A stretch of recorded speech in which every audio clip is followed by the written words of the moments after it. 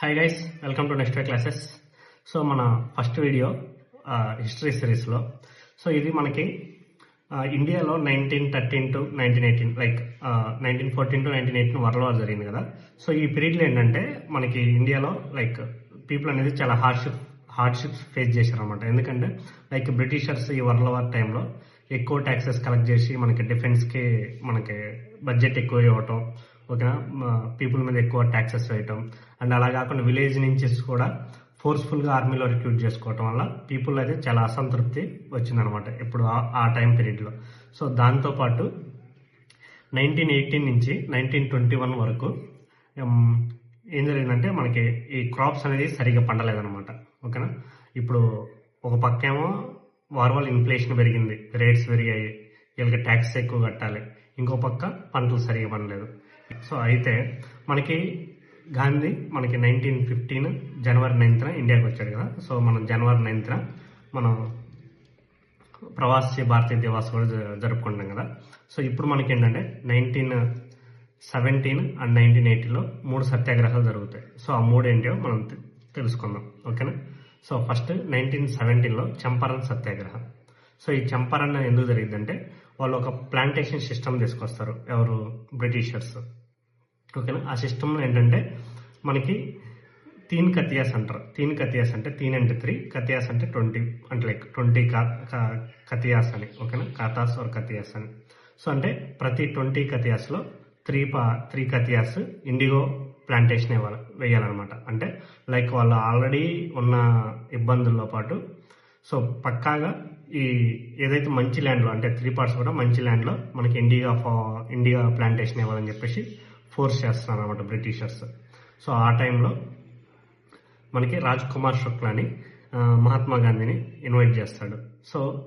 So దేనికి, ఈ ప్రాబ్లంని highlight చేయమని. సో అప్పుడు ఇక్కడ చంపారన్ సత్యాగ్రహం 1917లో స్టార్ట్ చేస్తారు. చంపారన్ అనేది బీహార్లో ఒక డిస్టిక్ అనమాట, ఓకేనా. సో చంపారన్ అనేది బీహార్లో డిస్టిక్. రాజ్ కుమార్ శుక్లా మహాత్మా గాంధీని ఇన్వైట్ చేస్తాడు అనమాట.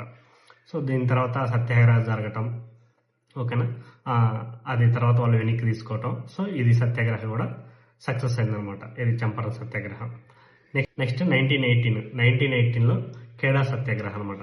సో ఈ ఖేడా సత్యాగ్రహ ఏంటంటే ఎందుకు చేశారంటే మనకి ఆల్రెడీ చెప్పాను కదా, ఆ పీరియడ్లో క్రాప్ ఫెయిల్యూర్స్ ఎక్కువ ఉన్నాయి. సో వీళ్ళు ఏం చేస్తారంటే ట్యాక్స్ తగ్గించట్లేదు. సో ఫార్మర్స్ అనేది చాలా బాగా ఇబ్బందులు ఉన్నారు.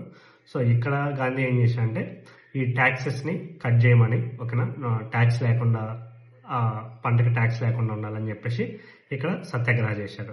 అయితే ఇక్కడ మనకి ఏంటంటే ఈ ఖేడా సత్యాగ్రహంలో సర్దార్ వల్లభాయ్ పటేల్ ఉన్నారు కదా, అతను పార్టిసిపేట్ చేస్తాడు. అంటే లీడ్, అంటే గాంధీ స్టార్ట్ చేసిన ఈ ఖేడా సత్యాగ్రహంలో సర్దార్ వల్లభాయ్ పటేల్ లీడ్ రోల్ తీసుకున్నట్టు అనమాట. అంటే గాంధీ కూడా ఒక స్టేట్మెంట్ ఇస్తాడు, సర్దార్ వల్లభాయ్ పటేల్ లేకపోతే ఈ సత్యాగ్రహం సక్సెస్ అయ్యేది కాదని చెప్పేసి.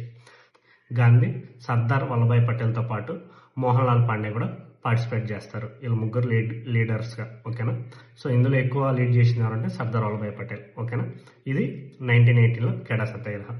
మన ఏపీ 10th క్లాస్ బుక్లో అయితే ఇది 1917 ఇచ్చారు, ఓకేనా. బట్ 1917లో గాంధీ విజిట్ చేశాడు, ఓకేనా, ఖేడా అనే ప్లేస్ని, ఓకే. అది గుజరాత్లో ఒక ప్లేస్ అనమాట, గుజరాత్లో ఒక డిస్టిక్.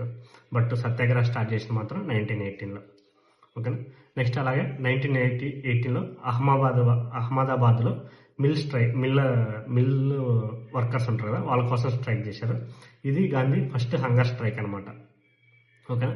సో ఇక్కడ ఏంటంటే ఆల్రెడీ మీకు ఇందాక చెప్పాను కదా, క్రాప్స్ సరిగ్గా పండట్లేదు పాటు ఇక్కడ ఇన్ఫ్లుయెంజా ఎపిడెమిక్ ఉంది కదా, మనకి కరోనా వైరస్ లాగా.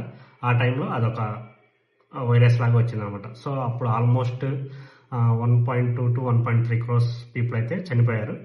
సో ఇలాంటి సిచ్యువేషన్లో ఒక పక్క వైరస్ వల్ల చనిపోవటం, అదే ఇన్కమ్ లేకపోవటం, పంటలు పండకపోవటం, ఇలాంటి సిచ్యువేషన్లో మనకి ఆ టైంలో ఏం చేశారంటే ఈ మిల్ వర్కర్స్కి ఈ ప్లేగ్ ఎపిడెమిక్ ఉంది కదా, దానికి బోనస్ లాగా ఇచ్చేవాళ్ళు అనమాట. అది వాళ్ళు కట్ చేశారు, వేజెస్ తగ్గించారు. సో ఇప్పుడు ఏం చేశారంటే వీళ్ళు ఇలాంటి హార్డ్షిప్లో వాళ్ళకి వేజెస్ పెంచాలని చెప్పేసి ఇక్కడ గాంధీని అనసూయ సారాభాయ్ అనే ఆమె అంటే లైక్ ఇన్వైట్ చేసిన అనమాట, ఇలా ప్రాబ్లమ్స్ని హైలైట్ చేయమని చెప్పేసి. సో అప్పుడు గాంధీ వచ్చేసరికి ఈ హంగర్ స్ట్రైక్ చేసి అహ్మదాబాద్లో సో ఈ మిల్ వర్కర్స్ని వేజెస్ ఇంక్రీజ్ చేయటం, ఈ ప్లేగ్ బోనస్ ఇప్పించడం, ఇలాగా ఈ 3 సత్యాగ్రహాలు అనేవి గాంధీ హయాంలో అయితే సక్సెస్ అవటం జరిగింది. Subscribe to Next Story Classes.